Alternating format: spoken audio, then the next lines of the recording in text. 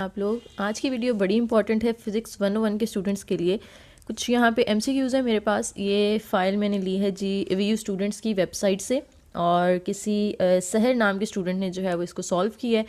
अब हम इसको देखेंगे कि सारे एमसीक्यूज़ जो है किस तरह से सॉल्व हुए हैं। आप लोगों ने ये डाउनलोड तो की होगी, अक्सर ये बहुत ज़्यादा स्टूडेंट्स के पास आजकल मौजूद होगी, लेकिन इसमें बहुत ज़्यादा एमसीक्यूज़ जो है ना वो रॉन्ग मार्क हुए हुए हैं। तो हम इंशाल्लाह सब जो एमसीक्यूज़ हैं उनको डिटेल से देखेंगे। ठीक है, एक एक एमसीक्यू मैंने पहले सॉल्व करके कंफर्म करके फिर ये वीडियो बना रही हूँ मैं। ठीक है, तो आप लोगों ने वीडियो एंड तक देखनी है। बाकी भी चैनल्स पे मैंने देखी है, बहुत ज़्यादा लोगों ने बनाई हुई है, लेकिन वो बस इनको रीड कर, कुछ हैं बीच में ठीक है, लेकिन बहुत ज़्यादा एमसीक्यूज़ गलत मार्क हुए हैं, तो उनको हम डिटेल्स के साथ जो है वो डिस्कस करेंगे। ठीक है जी, तो थैंक यू इसका सहर का भी कि इन्होंने हमें जो है वो फ़ाइल तो प्रोवाइड की, एमसीक्यूज़ तो प्रोवाइड कर दिया, अब उनको सॉल्व हम खुद कर लेंगे। ठीक है जी, स्टार्ट करते हैं। वीडियो आप लोगों ने एंड तक देखनी है इंशाल्लाह। बहुत ज़्यादा जो है ना आपकी इसमें कॉन्सेप्ट जो है वो क्लियर होंगे, बहुत ज़्यादा फार्मूलाज आपको याद हो जाएंगे और पता चल जाएगा कि आपने किस तरह से सॉल्व करना है। ठीक है, बाकी आपकी अगर मैं हैंडआउट्स की बात करूँ तो जो थोड़े से तो पेजेस हैं आप लोगों के, ठीक है, आपने लाजमी उसको पढ़ लेना एक दफ़ा, जितने भी हैं आपके 1 से 22 तक। बहुत ज़्यादा पेजेस नहीं है, मेरे ख्याल से पूरी बुक आपकी 175 पेजेस की है, तो उसके हाफ आपने पढ़ने हैं, तो उनकी रीडिंग लाजमी करें, उनको बिल्कुल इग्नोर नहीं करना। हैंडआउट्स की रीडिंग मस्ट है। ठीक है, उसके बाद यहाँ से आप जो है वो एमसीक्यूज़ मेरी वीडियो से देख लें, इंशाल्लाह आपकी तैयारी हो जाएगी। कोशिश करूँगी कि मैं 2 पार्ट्स बना दूँ। तो अभी ये फ़िलहाल पहला पार्ट है, सॉल्व करना स्टार्ट करते हैं हम लोग। पहला क्वेश्चन है हमारा, the lowest tone produced by a certain organ comes from 3.0 meter pipe with both ends open. If the sound is जो साउंड की स्पीड है वो हमें बता दिया 340 metre per second, the frequency of this tone is approximately. हमने find करनी है फ्रिक्वेंसी, और गिवन क्या क्या है लिख लेते हैं हम लोग अपने पास। देखें जी, हमें सबसे पहले तो दी गई है जी ये 3 मीटर वेव लेंथ। ठीक है, लोएस्ट टोन जो प्रोड्यूस हो रही है, टोन की हाईएस्ट हो या लोएस्ट हो, उसका मतलब ये होता है कि हमें ना उसकी वेव लेंथ बताई गई है जो कि हमारे पास है 3 मीटर।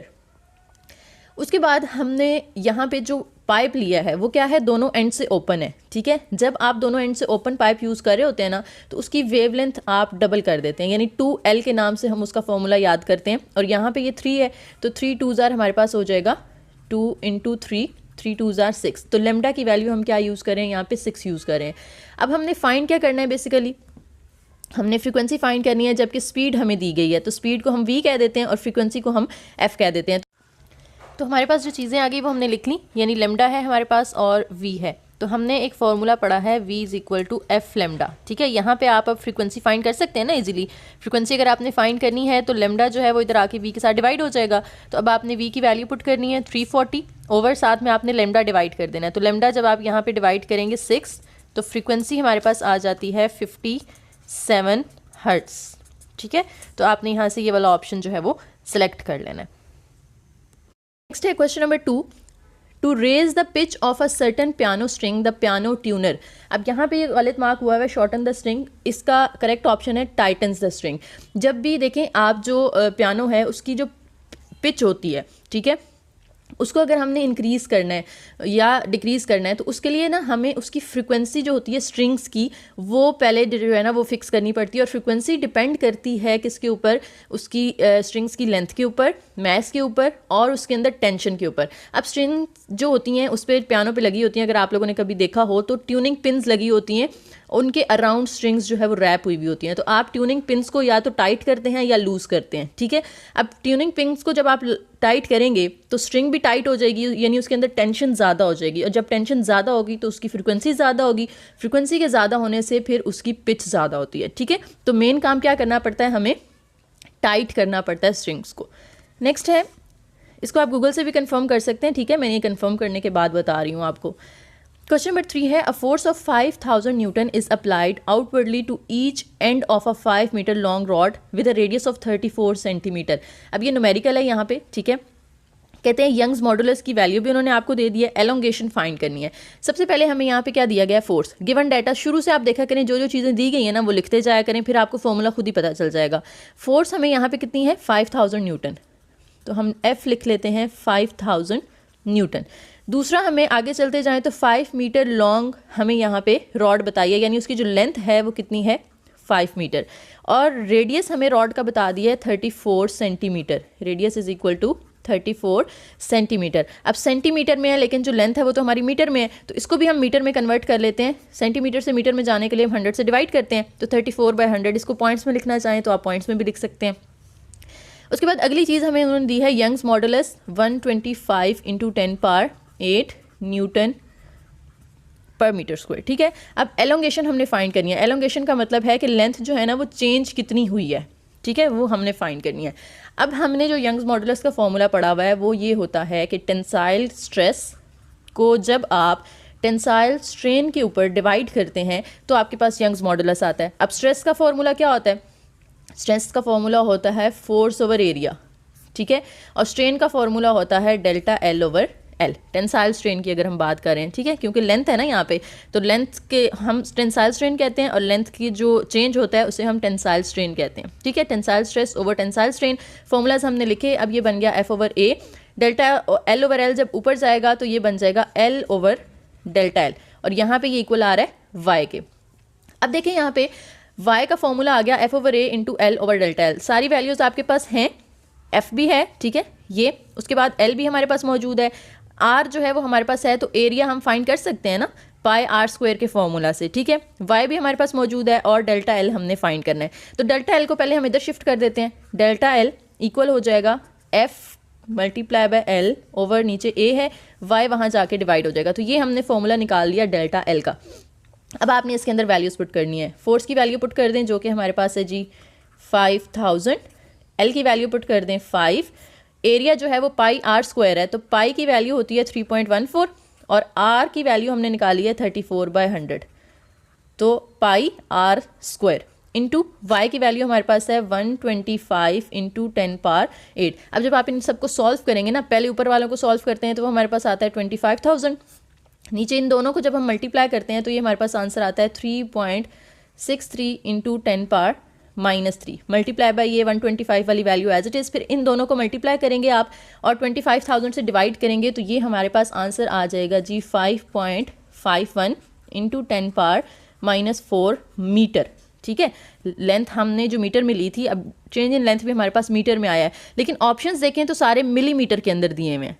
ठीक है, तो मिलीमीटर में जाने के लिए, मीटर से मिलीमीटर में जाने के लिए हमें इसे 1000 के साथ मल्टीप्लाई करना पड़ेगा। 5.51 को इंटू 10⁻⁴, इसको 1000 के साथ मल्टीप्लाई करना है। 1000 का मतलब है 10⁻3। ठीक है, अब हम इसको सॉल्व करते हैं।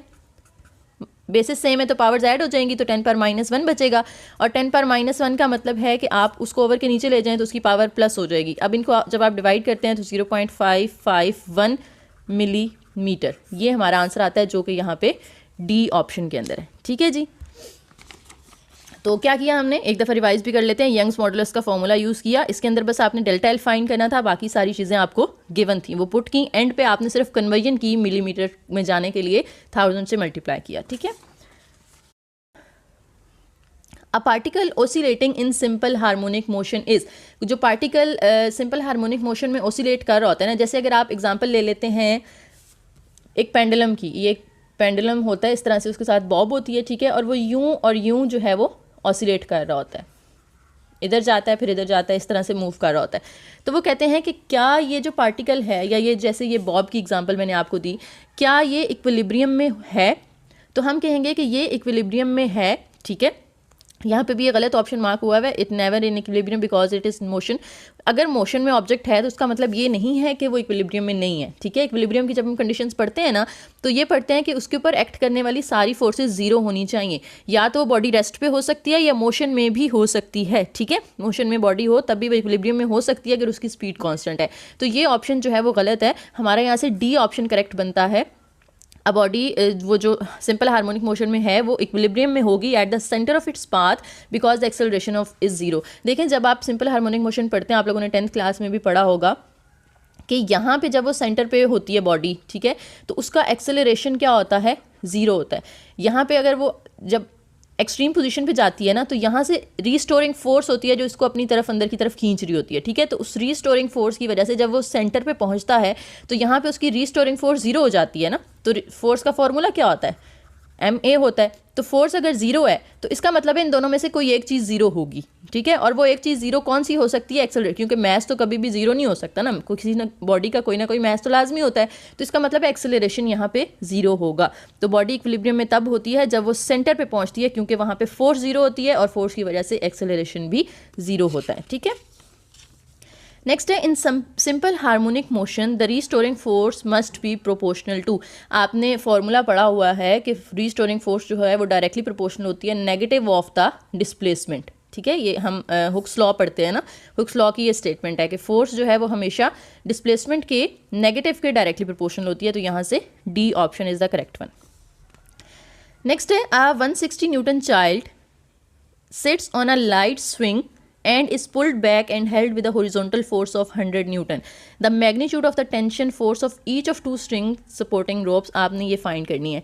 देखें 160 न्यूटन चाइल्ड यानी उसका वेट हमें उन्होंने दे दिया 160 न्यूटन। फिर हमें वो कहते हैं कि जब वो वापस आता है ना तो हॉरिजॉन्टल फोर्स उस पर कितनी लग रही है, यानी झूला आगे जा रहा है और फिर वापस आ रहा है, तो हॉरिजॉन्टल फोर्स उस पर लग रही है। हॉरिजॉन्टल फोर्स को हम Fx कह देते हैं, वो हमारे पास कितनी लग रही है जी 100 न्यूटन, ठीक है। कहते हैं मैग्नीट्यूड ऑफ टेंशन फाइंड करनी है आपने, टेंशन आपने फाइंड करनी है ईच ऑफ टू सपोर्टिंग, यानी हर किसी की अलग अलग बतानी है आपने। दो रस्सियों से झूला बांधा हुआ होता है ना, तो उन दोनों रस्सियों की आपने टेंशन अलग अलग फाइंड करनी है।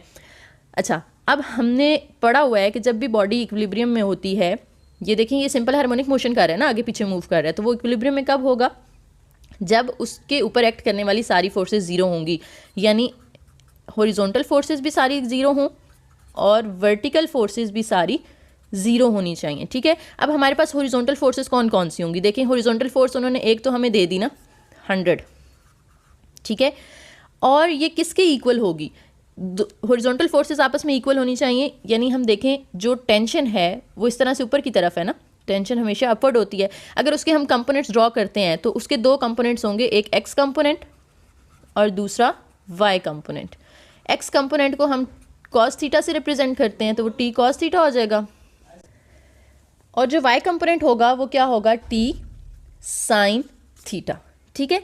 अब उसका वर्टिकल और हॉरिजॉन्टल कंपोनेंट हमने लिख लिया। अब हॉरिजॉन्टल कंपोनेंट में यानी जो t कॉस थीटा होगा वो इक्वल होगा 100 के, ठीक है। या हम इस तरह से भी लिख सकते हैं कि जो t कॉस थीटा है और साथ में दूसरी हॉरिजॉन्टल फोर्स है वो दोनों ऑपोजिट डायरेक्शन में होंगी, तब हम उसको कहते हैं कि वो इक्वल टू जीरो होता है। तो अगर ये -100 हम उधर लेके जाते हैं तो वो प्लस ही हो जाता है ना बाद में, तो आप डायरेक्ट यूँ भी लिख सकते हैं।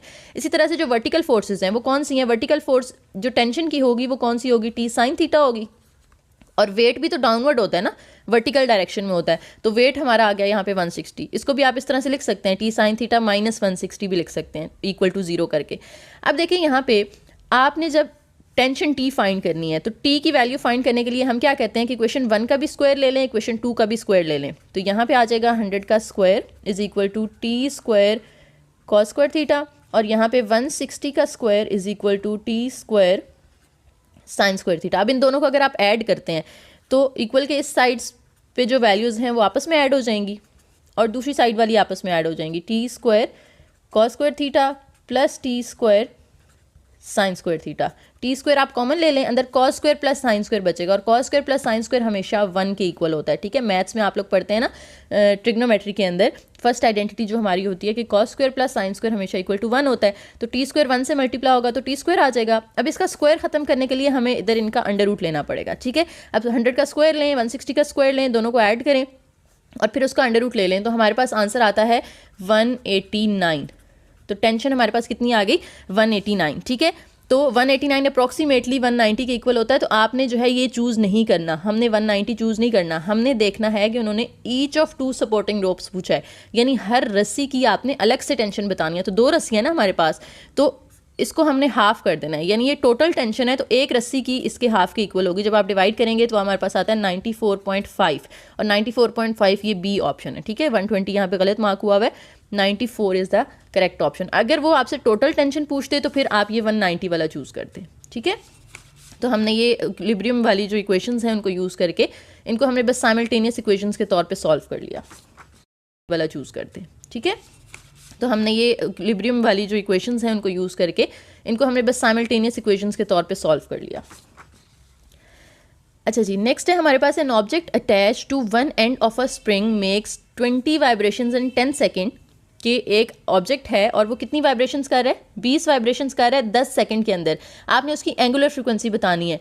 अच्छा, जो सिंपल फ्रीक्वेंसी होती है ना वो किसके इक्वल होती है कि आपने वाइब्रेशंस को टाइम पे डिवाइड कर देना है, क्योंकि जब हम फ्रीक्वेंसी की डेफिनेशन करते हैं तो हम क्या डेफिनेशन करते हैं, वाइब्रेशंस पर सेकंड, ये पढ़ते हैं ना हम लोग उसकी डेफिनेशन के अंदर, frequency is the vibrations, number of vibrations पर सेकंड, यानी एक सेकंड के अंदर कितनी है। तो 10 सेकंड की हमें दी हुई है, तो एक की फाइंड करने के लिए हमें 20 को 10 पे डिवाइड करना पड़ेगा, यानी 2 हमारे पास आ जाता है यहाँ पे वाइब्रेशंस पर सेकंड। लेकिन उन्होंने हमसे रेडियन में पूछा है और ऊपर लिखा हुआ भी है कि एंगुलर बतानी है आपने, तो ये 2 नहीं चूज़ कर लेना आपने, ठीक है, हमने एंगुलर बतानी है। तो एंगुलर का जो फॉर्मूला होता है वो होता है, एंगुलर जो फ्रिक्वेंसी है ओमेगा वो इक्वल होती है 2πf, ठीक है। अब 2π की वैल्यू होती है 3.14 और f ऊपर आपने निकाला है 2। जब आप इन तीनों को मल्टीप्लाई करते हैं तो 12.56 आंसर आता है, 12.56 यानी अप्रॉक्सीमेटली 12.6। तो ये हमने ए ऑप्शन सेलेक्ट करना है। अच्छा जी, नेक्स्ट हमारे पास है जी question number 8। For an object in equilibrium the net torque acting on it vanishes only if each torque is calculated about. अच्छा, ये भी यहाँ पे गलत मार्क हुआ है, ज्योमेट्रिकल सेंटर नहीं होता, सेम पॉइंट होता है। किसी भी बॉडी को जब आपने इक्विलिब्रियम में लेकर जाना होता है ना, तो उसके ऊपर चाहे फोर्सेस हैं चाहे टॉर्क्स हैं, आपने सेम पॉइंट के ऊपर मेजर करनी, ठीक है, सेम पॉइंट के ऊपर कैलकुलेट करनी होती हैं। ये आपने याद रखना है, ये टॉर्क के नाम से आया हुआ है, ये फोर्सेस के नाम से भी आ सकता है, ठीक है। तो चाहे फोर्सेस की बात हो चाहे टॉर्क की बात हो, जब भी हम इक्विलिब्रियम में किसी बॉडी को लेके जाना चाहते हैं तो हमने उसके जितने भी टॉर्क्स हैं या जितनी भी फोर्सेस हैं वो सेम पॉइंट के ऊपर कैलकुलेट करनी होती हैं। अच्छा जी, नेक्स्ट है 10 seconds after an electric fan is turn on the fan rotates at 300 revolution per minute, its average angular acceleration is. आपने एंगुलर एक्सेलरेशन फाइंड करना है, ठीक है। एवरेज एंगुलर एक्सेलरेशन जो है उसका फॉर्मूला होता है alpha is equal to omega over T, ठीक है। और ओमेगा यहाँ पे होता है कि फाइनल आपने एंगुलर वेलोसिटी में से इनिशियल माइनस करनी होती है, फिर उसको टाइम पे डिवाइड करना होता है। तो हमारे पास तो एंगुलर वेलोसिटी नहीं है ना, तो हमें तो पहले एंगुलर वेलोसिटी फाइंड करनी पड़ेगी। तो एंगुलर वेलोसिटी फाइंड करने के लिए उन्होंने हमें ऊपर दे दी है 300 रेवोल्यूशन पर मिनट। आपने रेवोल्यूशन नहीं फाइंड करनी, आपने क्या करना है, रेडियंस में जाना है, ठीक है। क्योंकि हमें आंसर्स में देखें रेवोल्यूशन तो दिया हुआ है, लेकिन जो एंगुलर होती है वो ऊपर भी हमने देखा रेडियन पर सेकंड में होती है। तो हमने रेवोल्यूशन पर मिनट को पहले रेडियन पर सेकंड में कन्वर्ट करना है। तो हमारे पास जो यहाँ पे दी गई है 300 रेवोल्यूशन पर मिनट, उसको आपने पहले कन्वर्ट करना है रेडियन पर सेकंड के अंदर। तो रेवोल्यूशन से आपने जब जाना होता है ना उसके अंदर रेडियंस के अंदर, तो एक रेवोल्यूशन इक्वल होती है, एक रेवोल्यूशन 2π रेडियंस की इक्वल होती है। ये आपने एमसीक्यू के लिए भी याद रखना है, ये अलग से भी पूछा जा सकता है एमसीक्यू। एक रेवोल्यूशन इक्वल होती है 2π रेडियंस, क्योंकि रेवोल्यूशन का मतलब होता है एक सर्कल कंप्लीट होना, और एक सर्कल के अंदर कितने एंगल्स होते हैं, 360 एंगल्स होते हैं डिग्रीज में। और अगर इसी को हमने रेडियंस में करना है तो हम उसको 2π भी कह सकते हैं, ठीक है। तो एक रेवोल्यूशन डिग्रीज में 360 और रेडियंस में 2π के इक्वल होती है। तो हमने रेवोल्यूशन से रेडियन में जाने के लिए 2π से मल्टीप्लाई किया, और पर मिनट है, यानी आपने मिनट से सेकंड में जाना है, तो एक मिनट में 60 सेकंड होते हैं, तो आप 60 के साथ डिवाइड करेंगे। अब यहाँ पे 0 0 कट हो जाएगा, 2 3 are 6 और 3 10 are 30, तो ये 10π आ गया हमारे पास, ठीक है। अब हम इसके अंदर वैल्यूज पुट करते हैं। देखें 10 seconds after an electric fan, time हमें उन्होंने दे दिया ना 10 सेकंड, तो टी की वैल्यू है हमारे पास, तो ये हमने फाइनल निकाली है। पहले जो फ़ैन था वो रेस्ट पे था, तो उसकी इनिशियल जो वेलोसिटी होगी एंगुलर वो हमारे पास क्या होगी, 0 होगी। तो इनिशियल हमने 0 रख दी, और यहाँ पे हमने अब इसके अंदर वैल्यूज पुट कर दें, alpha is equal to final minus initial over time, तो ये आ जाएगा 10π ओवर 10। 10 और 10 को जब आप कट कर देंगे तो हमारे पास पाई बच जाता है, और पाई की वैल्यू आपको पता है क्या होती है, 3.14। तो यहाँ से हमारे पास ए ऑप्शन करेक्ट है, सी गलत मार्क हुआ है। 3.14 रेडियन पर सेकंड स्क्वायर, ये आपके पास आ जाता है जी इसका आंसर एंगुलर एक्सेलरेशन का, ठीक है। अच्छा जी, नेक्स्ट है क्वेश्चन नंबर 10। कहते हैं अ 4 न्यूटन पक is traveling at 3 meter per second, it strikes on a 8 Newton puck which is stationary। यहाँ पे हमें बताया जा रहा है कि एक पक है, उसका मैस हमें उन्होंने एक तरह से दे दिया है 4, ठीक है, मैस कह दें या वेट कह दें। उसके बाद आपको उन्होंने एक और पक दी है जिसका मैस है 8, तो M2 हम कह देते हैं कि 8 है। देन आपने देखें कि पहले की वेलोसिटी तो आपको उन्होंने बता दी कि ये कितनी पे ट्रैवल कर रही है, v1 जो है वो 3 मीटर पर सेकेंड है, जबकि दूसरी स्टेशनरी है तो v2 क्या होगी, ज़ीरो होगी ना, उसकी वेलोसिटी ज़ीरो होगी, वो तो मूव नहीं कर रही, स्टेशनरी है। फिर वो कहते हैं जब ये दोनों पक्ष एक दूसरे से चिपक जाती हैं यानी आपस में टकरा के जुड़ जाती हैं तो इनकी कॉमन फाइनल स्पीड आपने फाइंड करनी है। तो कॉमन फाइनल स्पीड जो है ना वो हम उसका जो फॉर्मूला होता है कॉमन फाइनल स्पीड, ठीक है, या आप उसको speed at centre of mass भी कह सकते हैं। कॉमन का मतलब यही है कि आपने सेंटर ऑफ मैस पे उनके जो है ना वो फाइंड करनी है।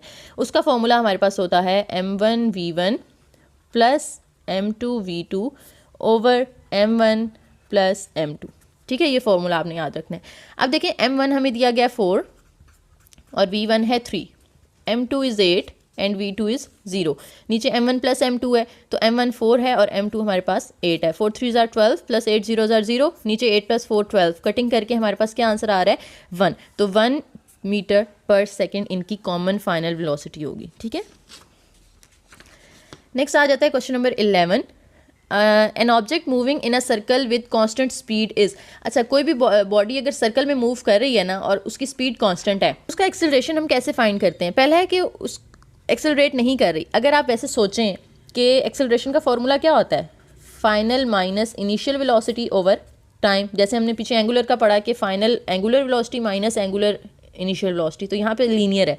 अब वी एफ माइनस वी आई, तो अगर उसकी स्पीड कांस्टेंट है यानी चेंज नहीं हो रही तो फाइनल इनिशियल सेम है ना, चेंज नहीं हो रही, तो सेम क्वांटिटीज जब माइनस होती हैं तो आंसर तो जीरो आना चाहिए।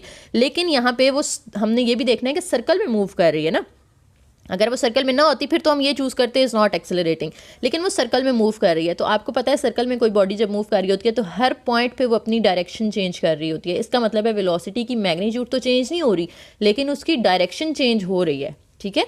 तो अगर डायरेक्शन चेंज हो रही है और जो उसकी स्पीड है वो उसकी मैग्नीट्यूड चेंज नहीं हो रही तो फिर हम कहते हैं कि उस बॉडी के अंदर एक्सेलरेशन जो होगा वो कांस्टेंट मैग्नीट्यूड का होगा, ठीक है, जो सिर्फ डायरेक्शन की चेंजिंग की वजह से प्रोड्यूस हो रहा है, मैग्नीट्यूड की चेंजिंग की वजह से प्रोड्यूस नहीं हो रहा।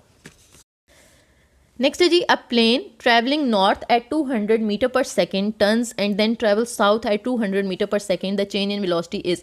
अब यहाँ पे देखें प्लेन जो है वो पहले नॉर्थ की तरफ मूव कर रहा था और उसकी वेलोसिटी थी 200 मीटर पर सेकेंड। अब वो जा रहा है दोबारा से साउथ की तरफ। नॉर्थ और साउथ एक दूसरे के ऑपोजिट होते हैं ना, साउथ में भी वो कह रहे हैं कि उसको कितनी वेलोसिटी करनी पड़ रही है, 2 मीटर पर सेकेंड की वेलोसिटी से वो ट्रैवल कर रहा है। तो इनमें से किसी एक को हम माइनस करेंगे ना, क्योंकि नॉर्थ और साउथ एक दूसरे के ऑपोजिट होते हैं, ऑपोजिट डायरेक्शन में है। तो हमने क्या करना है, पहले के साथ या दूसरे के साथ किसी एक के साथ हम माइनस लगा देंगे। अब हमने चेंज इन वेलोसिटी फाइंड करना है। फाइंड क्या करना है हमने, द चेंज इन वेलोसिटी। तो चेंज इन वेलोसिटी का मतलब ये होता है कि फाइनल में से आपने इनिशियल वेलोसिटी को माइनस कर देना है। तो फाइनल वेलोसिटी उसकी बाद में कितनी हुई 200 माइनस इनिशियल कितनी थी -200, ठीक है, ये माइनस फार्मूले का और इसकी अपनी -200 है। तो हम देखें 200 और ये माइनस माइनस हो जाएगा +200। जब आप इनको ऐड करते हैं तो हमारे पास 400 आपके पास आंसर आता है, 400 मीटर पर सेकेंड। और वो क्योंकि बाद में साउथ की तरफ जा रही थी तो वो साउथ की तरफ ही जाती जाएगी, ठीक है। अच्छा, नेक्स्ट है question number 13। At time t is equal to 0, a car has a velocity of 16 metre per second. आपके पास जो वेलोसिटी है वो कितनी है 16 metre per second at time 0। It slows down with the acceleration of -0.5 t। ये acceleration उन्होंने आपको दे दिया है और आपसे कहा जाता है कि आपने टाइम फाइंड करना है कि जिस पे ये स्टॉप करेगी, यानी कितने टाइम के बाद स्टॉप करेगी, ठीक है। इसका भी यहाँ पे गलत मार्क हुआ है, हम इसको सॉल्व करके फिर देखते हैं कि हमारा करेक्ट आंसर क्या आता है। देखें यहाँ पे वैसे तो इंटीग्रेशन वाला कॉन्सेप्ट यूज़ होता है, लेकिन आप लोगों ने क्योंकि अभी इंटीग्रेशन नहीं पढ़ी, आप लोग फर्स्ट सेमेस्टर के स्टूडेंट्स हैं तो मैथ्स में आप लोगों ने अभी नहीं पढ़ी होगी, वो फाइनल के सिलेबस के अंदर, इसलिए मैं इंटीग्रेशन वाले कॉन्सेप्ट की तरफ नहीं जा रही। हम इसको सिंपल तरीके से करते हैं। V F is equal to V I plus A T, equation of motion याद है ना आपको पहली वाली, ये हमने यूज़ करनी है। अब फाइनल वेलोसिटी जो है वो कह रहे हैं कि इट स्लोज डाउन, ये स्लो हो रही है, तो स्लो होते होते वो एक टाइम पे आके स्टॉप हो जाएगी ना। तो अगर वो स्टॉप हो रही है तो उसकी फाइनल वेलोसिटी तो 0 हो गई और इनिशियल वेलोसिटी उन्होंने हमें दी हुई है 16 प्लस एक्सेलरेशन उन्होंने हमें कितना बताया है -0.50 t। और यहाँ पे जो t है ये आपने वैसे तो इंटीग्रेशन वाले मेथड से फाइंड करना है, लेकिन आप यहाँ पे बस इतना याद रख लें कि 0.5 t का मतलब है कि t हाफ हो रहा है ना यहाँ पे, यही मतलब है ना यहाँ पे कि t जो है 0.5 किसे कहते हैं, 1/2 को कहते हैं, यानी हाफ है। तो इस t को हमने लिख देना है t/2, यानी उसको हाफ कर देना है, ठीक है। 16 माइनस 0.50, t से मल्टीप्लाई होगा तो t², और नीचे क्या आ जाएगा, ये वाला 2। अब आप जब इसको सिंप्लीफाई करते हैं, ये तो 0 है ना इधर, ये माइनस वाली टर्म आप जब इधर ले आएंगे तो ये प्लस हो जाएगी, 0.50 t²/2, और इधर क्या रह जाएगा 16। अब 2 उधर जाके मल्टीप्लाई होगा 16 के साथ तो 32, और 0.5 यहाँ मल्टीप्लाई हो रहा है, वहाँ जाके डिवाइड हो जाएगा। जब इधर जाके डिवाइड होगा 32 के साथ 0.5 तो ये 64 बनता है, और स्क्वायर ख़त्म करने के लिए हमें दोनों साइड पे अंडर रूट लेना पड़ेगा, तो t की वैल्यू हमारे पास आ जाएगी 8 सेकेंड, ठीक है, डी ऑप्शन। नेक्स्ट है हमारे पास क्वेश्चन नंबर 14। 1 यहाँ पे उन्होंने माइल लिखना था, ठीक है, 1 माइल, वो कह रहे हैं कि इक्वल होता है 1609 मीटर के इक्वल। एक माइल के अंदर इतने मीटर्स होते हैं, तो 55 माइल पर आवर, MPH का मतलब है माइल पर आवर, इसकी वैल्यू आपने निकालनी है। तो 55 माइल्स है, तो हमने माइल्स से किस में आंसर देना है, मीटर पर सेकंड में देना है ना, सबके साथ। ऑप्शंस में देखें सारे मीटर पर सेकंड दिए गए हैं, तो हमने मीटर पर सेकंड के अंदर जाने के लिए माइल्स से मीटर में अगर जाना है तो किसके साथ मल्टीप्लाई करना पड़ेगा, 1609 के साथ। और देखें पर आवर्स है, यानी आर जो है वो ओवर के नीचे आएगा, ठीक है। और हमने जब आवर्स से सेकंड में जाना होता है तो हम क्या करते हैं, 1 आवर में 60 मिनट्स होते हैं और 60 सेकंड्स होते हैं, ठीक है, 1 मिनट के अंदर। तो आप डायरेक्ट 3600 से डिवाइड कर दें, या 60 मल्टीप्लाई बाय 60 लिख लें। ऊपर वालों को आपस में आप मल्टीप्लाई करेंगे, नीचे वालों को आपस में, दोनों को जब डिवाइड करेंगे तो हमारा आंसर आता है 24.5, और 24.5 जो है वो अप्रॉक्सीमेटली किसके इक्वल है, 25 मीटर पर सेकेंड, ठीक है। ये यहाँ पे गलत ऑप्शन मार्क हुआ है, हमने बी ऑप्शन सेलेक्ट करना है। नेक्स्ट है जी हमारे पास the number of significant figures. Significant figures क्या होते हैं, देखें अब इसके अंदर शुरू में जीरोज़ हैं, फिर 3 नंबर्स हैं। अब देखें ये वाले जो 3 है ना, इन्हें हम कहेंगे सिग्निफिकेंट। क्यों कहेंगे, इनकी रीजंस भी हैं हमारे पास। जो लीडिंग जीरोज़ होते हैं, लीडिंग जीरोज़ होते हैं वो सिग्निफिकेंट नहीं होते, ठीक है। लीडिंग जीरो यानी पहले आने वाले जीरो, तो पहले आने वाले ये जो 3 जीरो हैं ये सिग्निफिकेंट नहीं होंगे। उसके बाद 1 से 9 के दरमियान कोई भी नंबर हो ना तो वो सिग्निफिकेंट होता है। तो 1 और 5 तो सिग्निफिकेंट होंगे, 2 तो हमें पता चल गए। उसके बाद जो एंड पे जीरोज़ होते हैं जिन्हें हम ट्रेलिंग जीरोज़ कहते हैं, ट्रेलिंग जीरोज़, यानी जो डेसिमल फ्रैक्शन में एंड पे जीरो आ रहे होते हैं, तो ये डेसिमल में एंड पे जो जीरो आ रहा है वो सिग्निफिकेंट होता है, ठीक है। तो हमारे पास ये जीरो भी सिग्निफिकेंट है, इसका मतलब है ये 3 हमारे पास नंबर्स ऐसे हैं जो सिग्निफिकेंट फिगर्स में हम शामिल करेंगे। नेक्स्ट आ जाता है 1 revolution is the same as, मैंने पीछे भी आपको बताया है 1 रेवोल्यूशन इक्वल होता है 2 पाई रेडियंस के, या अगर हम डिग्रीज में बताना चाहें तो 360 डिग्रीज के। तो ये 2 पाई रेडियंस आपने यहाँ से सेलेक्ट करना है। नेक्स्ट हमारे पास आ जाता है for a body to be in equilibrium under the combined action of several forces. कोई भी बॉडी इक्विलिब्रियम में कब होती है, ये हमने अभी पहले डिस्कस किया ना। यहाँ पे उन्होंने ये गलत ऑप्शन मार्क किया हुआ है, करेक्ट ऑप्शन जो है वो ए वाला होगा। हमने पीछे भी पढ़ा था कि चाहे वो टॉर्क्स हो, चाहे हम टॉर्क्स की बात करें, चाहे हम फोर्सेस की बात करें, अगर बॉडी को इक्विलिब्रियम में लाना है तो उसके जितने भी टॉर्क्स हैं और जितनी भी फोर्सेस हैं वो सारी सेम पॉइंट के ऊपर मेजर करनी पड़ेंगी, सेम पॉइंट के ऊपर कैलकुलेट करनी पड़ेंगी। तो यहाँ से देखें all the forces must be applied at the same point. हमारे पास क्वेश्चन है जी, a net torque apply to a rigid object always tend to produce. जब हम किसी रिजिड बॉडी पे टॉर्क जो है वो अप्लाई करते हैं, रिजिड बॉडी क्या होती है, बेसिकली रिजिड बॉडी एक ऐसी बॉडी होती है जिसमें ना कोई मतलब एक तरह से हम कह सकते हैं कि उसके अंदर कोई लचक नहीं होती, या हम कह सकते हैं कि ऐसी बॉडी जिसकी हम अगर मोशन के दौरान अपनी वो शेप या उसके जो पार्टिकल्स हैं वो अपनी पोजीशन चेंज नहीं करते, ठीक है। तो सिंपल अल्फाज में हम रिजिड बॉडी उसे कहते हैं जो अपनी शेप चेंज नहीं करती या वो डीफॉर्म नहीं होती। उसके ऊपर जब आप कोई टॉर्क अप्लाई करते हैं तो वो क्या प्रोड्यूस करता है, वो एंगुलर एक्सेलरेशन प्रोड्यूस करता है, ठीक है। सी ये जो डी है ये करेक्ट ऑप्शन है आपका। नेक्स्ट है an object attached to 1 end of a spring makes 20 vibration. ये रिपीट हो गया, ये हम ऑलरेडी कर चुके हैं। उसके बाद जो नेक्स्ट है in simple harmonic motion the restoring force must be proportional, ये भी मैं आपको पहले एक्सप्लेन कर चुकी हूँ, ठीक है। ये आपने हुक्स लॉ यहाँ पे अप्लाई करना है ना, F is directly proportional to negative of the displacement.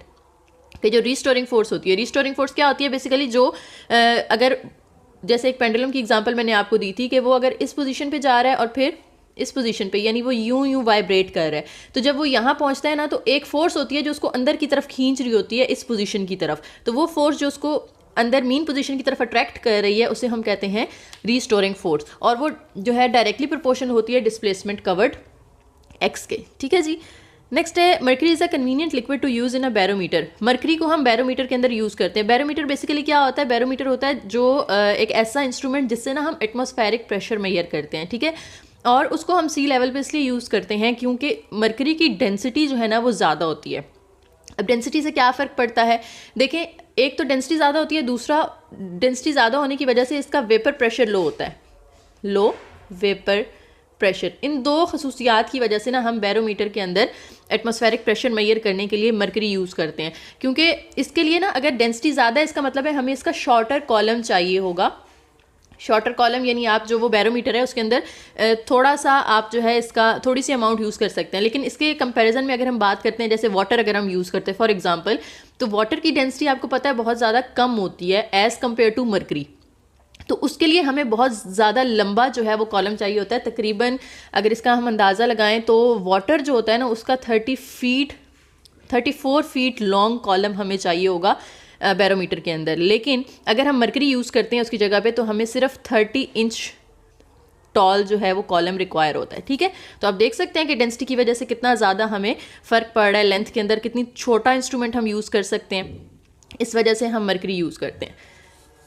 Next है जी, the units of the electric field are. Electric field का यूनिट क्या होता है? आपको यूनिट फाइंड करने के लिए पहले तो इलेक्ट्रिक फील्ड का फॉर्मूला पता होना चाहिए ना। इलेक्ट्रिक फील्ड का फॉर्मूला होता है जी, जैसे हम इसकी डेफिनेशन करते हैं ना, फोर्स पर यूनिट चार्ज। हम इसकी डेफिनेशन करते हैं electric field is the force per unit charge. ये भी एमसीक्यू आ सकता है। तो इसका फॉर्मूला बनता है force divided by charge. Q भी लिख सकते हैं, क्यू नॉट भी लिख सकते हैं। अब जो फोर्स है इसका यूनिट होता है न्यूटन, और जो चार्ज है इसका यूनिट हमारे पास होता है कूलम। तो ये बन गया न्यूटन पर कूलम। लेकिन हमें तो जॉउल की फॉर्म में आंसर करना है, हमें न्यूटन की फॉर्म में आंसर नहीं करना। तो न्यूटन आपको पता होना चाहिए, जो एक जॉउल है वो न्यूटन मीटर के इक्वल होता है, पता है ना आपको। ये हमने फिजिक्स में 9th 10th में फर्स्ट ईयर सेकेंड ईयर में हम पढ़ते आए हैं कि जो जॉउल होता है वो किसके इक्वल होता है? 1 न्यूटन मीटर के इक्वल होता है। क्योंकि जॉउल किसका यूनिट होता है? वर्क डन का, और वर्क डन इक्वल होता है force multiply by displacement. Force का न्यूटन हो गया, डिस्प्लेसमेंट का मीटर हो गया। तो F into D work done का यूनिट जॉउल होता है। तो हम कह सकते हैं कि इस न्यूटन की जगह हम अगर वैल्यू पुट करना चाहते हैं तो मीटर वहाँ मल्टीप्लाई हो रहा है, इधर आके डिवाइड हो जाएगा, जॉउल के साथ आके मीटर डिवाइड होगा। तो न्यूटन किसके इक्वल आ गया? जॉउल पर मीटर। तो हम इस न्यूटन की जगह लिखते हैं जॉउल पर मीटर और साथ में कूलम एज इट इज़। तो हमारे पास ये वाला फॉर्मूला जो है इसका बन रहा है जॉउल पर कूलम मीटर। नेक्स्ट है a farad is same as. Farad जो है वो किसके इक्वल होता है? फेरेड बेसिकली कैपेसिटेंस का यूनिट होता है ना, ठीक है। और कैपेसिटेंस का फॉर्मूला होता है हमारे पास चार्ज ओवर वोल्टेज। चार्ज का फॉर्मूला आपको पता है कूलम होता है, वोल्टेज का फॉर्मूला जो है वो वोल्ट होता है, यानी कूलम पर वोल्ट। तो यहाँ से हमारा कौन सा ऑप्शन करेक्ट बन रहा है? ये वाला, कूलम पर वोल्ट वाला, ठीक है। इन्होंने रॉन्ग मार्क किया हुआ है, ये ऑप्शन नहीं है हमारा, ये वाला ठीक ऑप्शन है। नेक्स्ट है the wavelength of red light is 700 nanometre, its frequency is. अब फ्रीक्वेंसी का हमने फॉर्मूला पहले भी पढ़ा था ना, इसके अंदर जो सबसे पहला एमसीक्यू हमने इस वीडियो में किया था, V is equal to F lambda. अब एफ फ्रीक्वेंसी अगर हमने फाइंड करनी है तो लेमडा जो है वो इधर आके स्पीड के साथ डिवाइड हो जाएगा। तो ये फ्रीक्वेंसी का फॉर्मूला आ गया हमारे पास। अब लेमडा कहते हैं वेवलेंथ को, तो वेवलेंथ तो उन्होंने हमें दे दी है, अब स्पीड हमें नहीं दी। तो ये लाइट है ना, तो लाइट की स्पीड हमें पता है c से हम रिप्रेजेंट करते हैं, जो कि इक्वल होती है 3 × 10⁸। तो हम इसकी जगह लिख सकते हैं 3 × 10⁸ ओवर लेमडा जो है वो यहाँ पे आ जाएगा 700, और नैनोमीटर है, नैनो की वैल्यू होती है 10⁻⁹। तो हम यहाँ पे लिख सकते हैं 10⁻⁹। ये इक्वल आ जाएगा फ्रीक्वेंसी के। जब आप इनको डिवाइड करते हैं, 3 को 700 पे डिवाइड करेंगे तो हमारे पास आ जाता है 4.3 × 10⁻14 हर्ट्ज़, ठीक है। ये हमारे पास आती है फ्रीक्वेंसी की वैल्यू। तो इन्होंने यहाँ पे 10⁻4 लिखा हुआ है, तो ये 10 की पावर यहाँ पे ना 14 होना चाहिए, ठीक है। ये एमसीक्यू शायद इन्होंने ऑप्शन ठीक से नहीं लिखे, टाइपिंग मिस्टेक हो सकती है, तो आपने याद वैसे कर लेना है। रेड लाइट की 4.3 × 10⁻14, किसी भी लाइट की फाइंड करनी हो यही फॉर्मूला यूज़ करेंगे। सी की जगह आपने हमेशा स्पीड ऑफ लाइट उसकी वैल्यू पुट करनी है, लेमडा जो भी दिया होगा वो पुट करें और फ्रीक्वेंसी निकाल लें, ठीक है। तो ये 10⁻14 होना चाहिए, इन्होंने 4 लिखा हुआ है। करेक्ट ऑप्शन इन्होंने 5 मार्क किया, ये गलत है, ठीक है। आप लोगों ने ऐसे ही नहीं बस इसको याद करते जाना, समझ के सॉल्व करना है सारे एमसीक्यूज। नेक्स्ट है which of the following is not true about electromagnetic waves. Electromagnetic waves जो होती हैं ना, उनके बारे में क्या ट्रू नहीं है। अच्छा, ये जो टॉपिक है ये आपका मिड टर्म इंक्लूड नहीं है, इसमें ना फाइल में कुछ ऐसे एमसीक्यूज हैं, जैसे ये वाला जो टॉपिक है ये आपका लेक्चर 30 में है। अगर आप हैंडआउट्स पे भी देखें लेक्चर 30 में है। वैसे इन्होंने यहाँ पे गलत मार्क किया हुआ है, ये वाला होना चाहिए था इसका, they can not travel through space, लेकिन फिर भी आपके सिलेबस में नहीं है, इसको आप स्किप कर दें, लेक्चर 30 में से है। नेक्स्ट जो हमारा है इलेक्ट्रोमैग्नेटिक वेव्स, ये इन्होंने ठीक लगाया हुआ है, लेकिन ये भी आपका लेक्चर 30 के अंदर से है। ये आप चेक कर सकते हैं, टॉपिक आपके जो है वो मिड टर्म के सिलेबस में नहीं है, इसलिए मैं आपको स्किप करवा रही हूँ। नेक्स्ट है फ़ारेनहाइट और केल्विन स्केल। ये भी आपका लेक्चर नंबर मेरे ख्याल से 32 है, जिसके अंदर से ये पूछा गया है, लेकिन ये इजी सा है, जनरल है बात है, तो मैं आप लोगों को ऐसे बता देती हूँ। उन्होंने पूछा हुआ है कि फ़ारेनहाइट और केल्विन जो है वो किस पे इक्वल आते हैं। तो फ़ारेनहाइट और केल्विन जो है इन्होंने गलत मार्क किया है, ये जो 40 है ये 40 तब ठीक होता अगर फ़ारेनहाइट और सेल्सियस का पूछा जाता, ठीक है। फ़ारेनहाइट और सेल्सियस का पूछा जाता है तो वो दोनों -40 पे इक्वल होते हैं। फ़ारेनहाइट और केल्विन जो हैं वो 574 पे इक्वल होते हैं। ये आप गूगल पे भी कंफर्म कर सकते हैं। फ़ारेनहाइट और Kelvin are equal at 574 and Fahrenheit और सेल्सियस आर इक्वल एट -40, ठीक है। इसको आप लोगों ने देख लेना है, वैसे ही आपके सिलेबस में नहीं है मिड टर्म के। नेक्स्ट हमारे पास है 15, ये थ्योरी ऑफ रिलेटिविटी, ये भी आपके लेक्चर नंबर 39 के अंदर है, इसको भी आप स्किप कर देंगे क्योंकि आपका सिलेबस तो सिर्फ लेक्चर नंबर 22 तक है ना। नेक्स्ट ये वाला भी रिलेटिविटी में से आ गया है, ठीक है, ये भी आपका 39 वाले लेक्चर में से है, तो हमारे सिलेबस में नहीं है। उसके बाद ये भी आपका नहीं है इस सिलेबस के अंदर। क्वांटम नंबर है, क्वांटम नंबर जो है ये आपका लेक्चर नंबर 42 के अंदर है, ये भी आप स्किप कर दें। नेक्स्ट फिर क्वांटम नंबर आ गया, ये भी 42 लेक्चर में से है, ठीक है। ये कुछ ऐसे हैं जो आपके सिलेबस में नहीं है, ठीक है। अगला हम शुरू करते हैं, नेक्स्ट MCQ नंबर 1 से अगला पेपर शुरू करते हैं। सबसे पहला हमारे पास है जी velocity is defined as. Velocity की डेफिनेशन कैसे करते हैं हम? वेलोसिटी का फॉर्मूला होता है ना change in distance over time, तो हम कहते हैं कि rate of change of position with time. Distance जो है वो बेसिकली पोजीशन को ही रिप्रेजेंट कर रहा होता है। नेक्स्ट है acceleration is defined as. Acceleration का फॉर्मूला होता है वेलोसिटी ओवर टाइम, तो इसकी डेफिनेशन हम करते हैं rate of change of velocity with time. Which of the following is a scalar quantity. Scalar quantity कौन सी होती है? जिसकी सिर्फ मैग्नीट्यूड होती है, ठीक है, सिर्फ मैग्नीट्यूड हो तो वो स्केलर होती है, और वेक्टर वो होती है जिसमें मैग्नीट्यूड के साथ साथ डायरेक्शन भी इन्वॉल्व हो, उसे हम कहते हैं वेक्टर क्वांटिटी। तो यहाँ पे वेलोसिटी की तो डायरेक्शन होती है, डिस्प्लेसमेंट की भी डायरेक्शन होती है, एक्सेलरेशन की भी डायरेक्शन होती है, तो स्पीड हमारा करेक्ट ऑप्शन होगा क्योंकि इसकी कोई डायरेक्शन नहीं होती, ये सिर्फ स्पीड जो है वो मैग्नीट्यूड रखती है, इसलिए स्केलर क्वांटिटी की एग्जाम्पल में आएगी। नेक्स्ट है which of the following is a vector quantity. अब वेक्टर मैंने आपको बताया कि जिसकी पोजिशन होती है, ठीक है। तो यहाँ पे देखें तो मैस जो है वो भी स्केलर है, डेंसिटी भी स्केलर है, स्पीड भी स्केलर है, और टेम्परेचर भी स्केलर है। तो यहाँ पे कोई भी इनमें से वेक्टर क्वांटिटी नहीं है, तो हमने नन ऑफ दीज चूज़ करना है, ठीक है। स्पीड भी स्केलर होती है, टेम्परेचर की भी कोई डायरेक्शन नहीं होती ना, उसके अलावा बाकी हमें जो दिए गए यहाँ पे मैस की भी कोई डायरेक्शन नहीं होती। डेंसिटी, अब उन्होंने सिर्फ डेंसिटी पूछा है ना, तो ये है चार्ज डेंसिटी, ठीक है, ये स्केलर होती है, स्केलर होती है। नेक्स्ट है which of the following is not an example of accelerated motion. Accelerated motion की एग्जाम्पल कौन सी है इसमें से? देखें, सर्कुलर मोशन में भी एक्सेलरेशन होता है, पेंडुलम स्विंग कर रहा होता है जब, उसके अंदर भी एक्सेलरेशन होता है। अर्थ जब सूरज के इर्द गिर्द मूव कर रही है तो वो उसका भी कोई ना कोई एक्सेलरेशन है। Horizontal component of projectile motion. Projectile motion कौन सी होती है? ये वाली होती है ना। उसके किसी भी पॉइंट पे आप कोई हॉरिजॉन्टल कंपोनेंट जब फाइंड करते हैं ना, तो उसके अंदर कोई एक्सेलरेशन नहीं होता। ये आप गूगल पे इसको कंफर्म भी कर सकते हैं, no acceleration of horizontal component in projectile, तो इसलिए हमने ये वाला ऑप्शन सेलेक्ट करना है। नेक्स्ट है जी आपके पास सॉल्व करने वाला आ गया, particle goes from x is equal to this, y is equal to this and z is equal to this 2। अब ये उन्होंने पहला वेक्टर दे दिया है, ठीक है। तो इसको हम अगर वेक्टर फॉर्म में लिखते हैं तो हम कैसे लिखते हैं? यूँ लिखते हैं ना, xi plus yj plus zk। तो x की वैल्यू हमारे पास है -2m, इसके साथ i आ जाएगा, और y के साथ आ जाएगा 3mj, और z के साथ आ जाएगा 1mk। ये हमने पहला वेक्टर लिख लिया। अब दूसरा वेक्टर हमने जब लिखना है, इसको हम फॉर एग्जांपल a कह देते हैं, इसको b कह देते हैं। सेकंड वेक्टर है हमारे पास, x की वैल्यू 3m है, तो 3mi minus 1mj plus 4mk।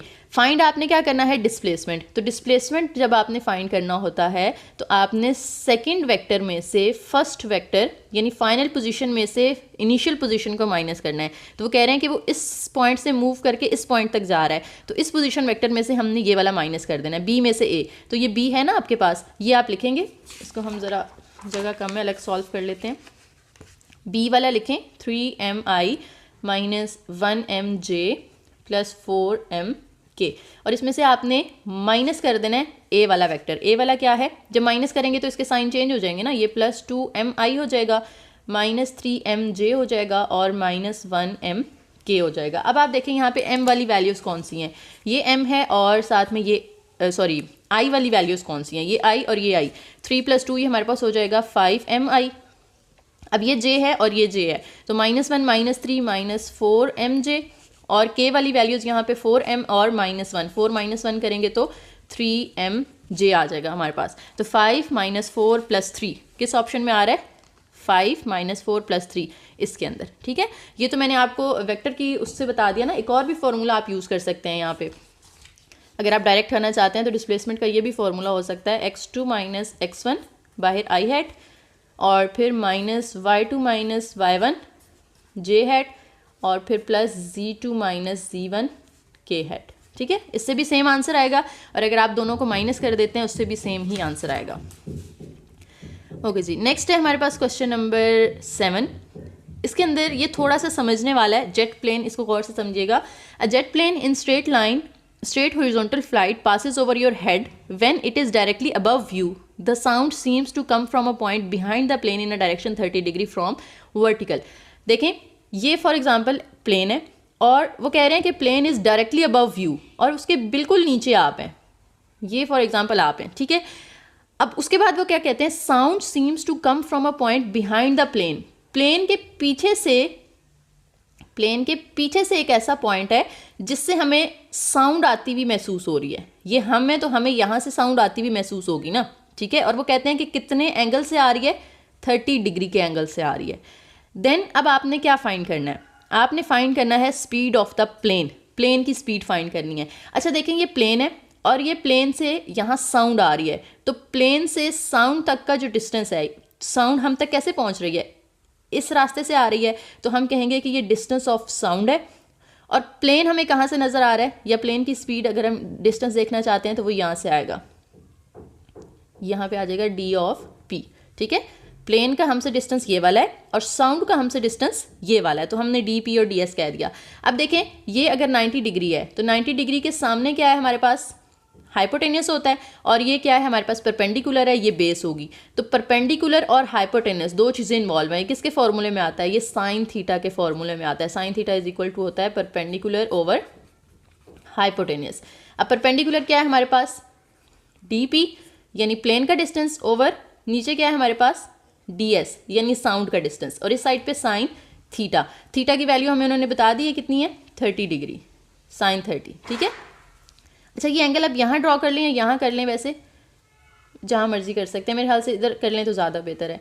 अच्छा साइन 30 हमारे पास ये आ गया, हमने फाइंड क्या करना है, sine 30 is equal to find, तो हमने स्पीड करनी है, तो डिस्टेंस की जगह हमने स्पीड लिखना है। अभी जैसे पीछे हमने फॉर्मूला पढ़ा था ना स्पीड का, किसके इक्वल होता है, डिस्टेंस ओवर टाइम। तो अगर आप डिस्टेंस निकालना चाहते हैं, टाइम वहाँ जाके v के साथ मल्टीप्लाई हो जाएगा, तो vt is equal to d।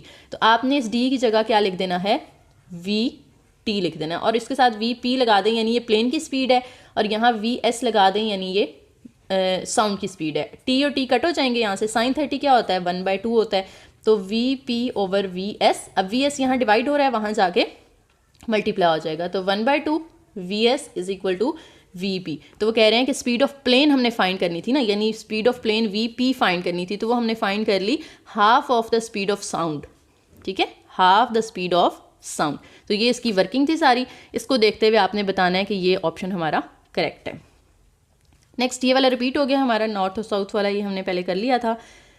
उसके बाद है जी, two bodies are falling with negligible air resistance side by side above a horizontal plane. If one of the bodies is given an additional horizontal acceleration due to its descent, it अब उसके बारे में आपने बताना है कि दो bodies अगर ऊपर से फॉल कर रही हैं ना इस तरह से, तो वो कहते हैं एक को आप हॉरिजॉन्टल जो है वो एक्सेलरेशन प्रोवाइड कर रहे हैं, तो आपने बताना है कि दोनों जो है वो किस टाइम पे ज़मीन पे पहुंचेंगी। तो हमने कहना है कि दोनों जो हैं सेम टाइम पे पहुंचेंगी, इससे फ़र्क नहीं पड़ेगा अगर आप उनके दरमियान एक्सेलरेशन किसी एक का चेंज कर रहे हैं, क्योंकि उनकी डायरेक्शन तो डाउनवर्ड है ना। हॉरिजॉन्टल आपने एक्सेलरेशन प्रोवाइड किया, लेकिन उसकी वर्टिकल जो मूवमेंट थी उसमें कोई चेंज नहीं आया। और वैसे भी अगर हम कहें तो वो फॉल कर रही हैं ना, फ्रीली फॉल जो बॉडीज़ कर रही होती हैं वो किस ग्रेविटेशनल एक्सेलरेशन के अलॉन्ग कर रही होती हैं, 9.8 मीटर पर सेकेंड स्क्वायर। तो एक्सेलरेशन तो दोनों का सेम है। ठीक है, तो इस वजह से वो दोनों तकरीबन सेम टाइम पे ही ज़मीन पे पहुंचेंगी, क्योंकि एयर रेजिस्टेंस वहाँ पे मौजूद नहीं है। नेक्स्ट है the velocity of a projectile equals its initial velocity added to a constant increasing downward velocity। ये आपने जो है वो याद रखना है कि जब भी आपने वेलोसिटी कैलकुलेट करनी होती है किसकी, किसी प्रोजेक्टाइल की, तो वो किसके इक्वल होता है, इनिशियल वेलोसिटी प्लस उसकी इंक्रीजिंग वेलोसिटी। नेक्स्ट है, a stone thrown from a top of a tall building follows a path that is, आपने एक बिल्डिंग से एक पत्थर को नीचे फेंका है तो पत्थर यूं आएगा ना नीचे, ठीक है, तो ये तकरीबन एक पैराबोलिक मोशन बना रहा है, तो इसलिए हमने यहाँ से पैराबोलिक उसकी जो पाथ है वो सिलेक्ट करना है, ठीक है। नेक्स्ट है जी हमारे पास, a ball is thrown horizontally from the top of a 20 metre high hill, it strikes the ground at an angle. एक बॉल आपने ऊपर से फेंकी है, तो हमने पढ़ा था ना कि उसकी प्रोजेक्टाइल मोशन होती है, पीछे भी हमने एक MCQ किया है कि ऊपर से कोई चीज़ इस तरह से नीचे आ रही होती है तो उसकी प्रोजेक्टाइल मोशन होती है, और हमने फाइंड करनी है उसकी स्पीड। तो प्रोजेक्टाइल मोशन के अंदर जो स्पीड होती है वो इक्वल होती है √2gh, ठीक है। अब v तो हमने फाइंड करना है, और अंडर रूट के अंदर 2 जो है वो हम ऐसे ही रहने देंगे, g की जगह हमने क्या पुट करना है, उसकी जो एक्सेलरेशन है, ग्रेविटेशनल एक्सेलरेशन, वो पुट करना है। तो हम वो 9.8 होता है, आप अपनी आसानी के लिए उसको 10 भी पुट कर सकते हैं, कोई फ़र्क नहीं पड़ता। और हमें जो डिस्टेंस दिया गया है वो कितना है, 20 मीटर। तो ये हमने इनको सबको मल्टीप्लाई किया तो ये √400 आएगा, और इसका जब आप अंडर रूट लेते हैं तो वो 20 आता है, ठीक है। अगर आप यहाँ पे 9.8 पुट करेंगे ना तो ये अप्रॉक्सीमेटली 19.5 आएगा, जिसको हम राउंड ऑफ करके 20 ही यहाँ से सेलेक्ट करेंगे, ठीक है जी। यहाँ पे अब काफ़ी सारे हमने MCQs कर लिए हैं, और उम्मीद है कि आपको समझ भी आ गई होगी अच्छे से। वैसे तो और भी ज़्यादा हैं मेरे पास पास्ट पेपर्स, लेकिन ये फाइल काफ़ी लंबी है तो इसको मैं सारी तो नहीं सॉल्व कर सकती, आप लोगों ने खुद अब इसको देख लेना है बाकी, और बिल्कुल जैसे इसके आंसर्स लगे हुए वैसे याद नहीं करना, गूगल से कंफर्म करें, ठीक है। इनको उसको सॉल्व करके फिर आपने इनको याद करना है। तो ये बस ये आइडिया था आप लोगों के लिए कि MCQs किस तरह के आ सकते हैं, हो सकता है इनमें से रिपीट हों किसी के, हो सकता है ना भी हों, लेकिन ये है कि आपके कॉन्सेप्ट्स काफ़ी सारे क्लियर हो गए होंगे इंशाल्लाह। और अगर आप लोगों को कोई और हेल्प चाहिए, कोई बात समझ नहीं आई बीच में, या आपको लग रहा हो कि कोई मैंने गलत पॉइंट मार्क कर दिया, तो आप लोग कमेंट सेक्शन में मेंशन कर सकते हैं, इंशाल्लाह मैं आपको ज़रूर रिस्पॉन्स करूँगी। और बाकी best of luck for the exam, अच्छा सा पेपर करके आना है, और जब आप लोग पेपर करके आएँ तो आप लोगों ने यहाँ के कॉमेंट्स में लाजमी बताना है कि आपका कैसा पेपर हुआ है, ठीक है जी। वीडियो को जल्दी से शेयर कर दें, लाइक कर दें, और चैनल को सब्सक्राइब कर दें। Thank you.